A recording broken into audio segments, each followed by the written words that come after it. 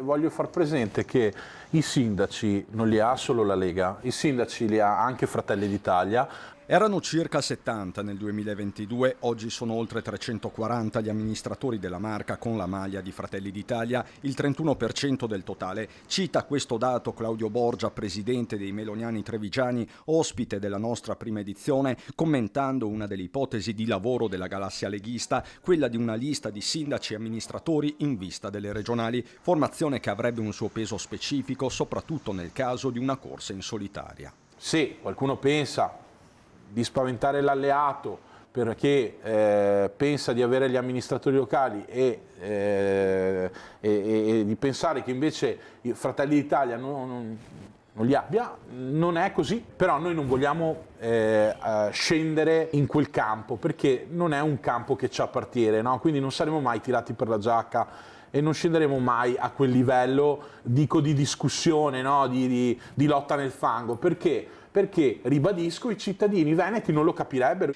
Il fastidio è evidente, ma altrettanto chiara è la linea del partito, impressa dalla stessa Premier Meloni, calma e sangue freddo. La pazienza la definisce la nostra leader e ha detto che insomma, bisogna cercare di mantenere la barra dritta, di non litigare sui giornali, di non discutere nelle TV, lo ha fatto nella conferenza stampa e noi rispondiamo perché a differenza di altri qualsiasi decisione arriverà dal tavolo del centrodestra, noi la rispetteremo. In diretta su Focus TG, ospite invece del direttore Luigi Baccialli, Luca De Carlo torna invece sul nodo del terzo mandato, ricordando una pagina di storia politica recente con i casi Galan, Formigoni, Cota, pur senza nominarli.